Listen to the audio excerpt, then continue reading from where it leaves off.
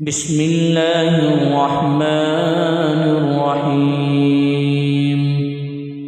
مثل الذين ينفقون أموالهم في سبيل الله كمثل حبة أنبتت سبع سنابل في كل سنبلة 100 حبة والله يضاعف لمن يشاء والله واسع عليم. الذين ينفقون أموالهم في سبيل الله ثم لا يتبعون ما أنفقوا منا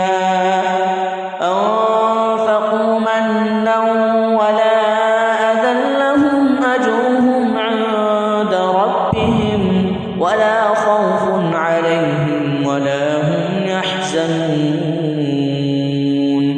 قول معروف ومغفرة خير من صدقة يتبعها أذى والله غني حليم.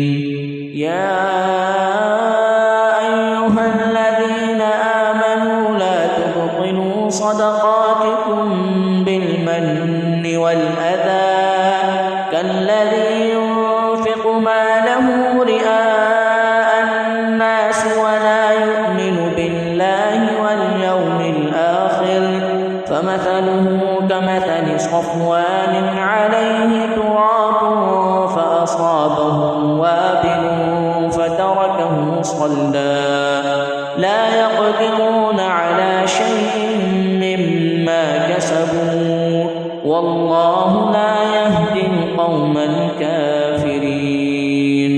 ومثل الذين ينفقون أموالهم ابتغاء مرضات الله وتثبيتا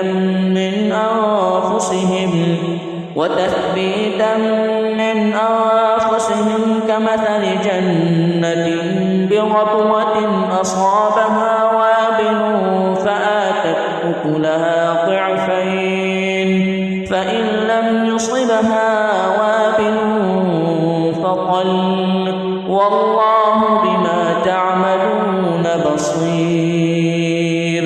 أيود أحدكم أن تكون له جنة من نخيل وأعناب تجري من تحتها الأنهار له فيها من كل الثمرات وأصابه الكبر وله ذرية ضعفاء فأصابها إعصار فيه نار فاحترقت كذلك يبين الله لكم الآيات لعلكم تتفكرون.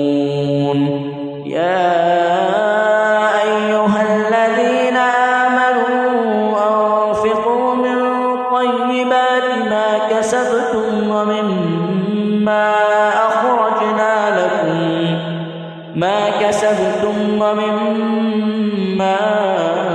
أخرجنا لكم من الأرض ولا تيمموا الخبيث منه تنفقون ولستم بآخذيه إلا أن تغمضوا فيه واعلموا أن الله غني حميد. الشيطان يعدكم الفقر ويأمركم بالفحشاء والله يعدكم مغفرة منه وفضلا والله واسع عليم. يؤتي الحكمة من يشاء ومن يؤت الحكمة فقد أوتي خيرا كثيرا وما يذكر إلا أولو الألباب. وما أنفقتم من نفقة أو نذرتم من نذر فإن الله يعلمه وما للظالمين من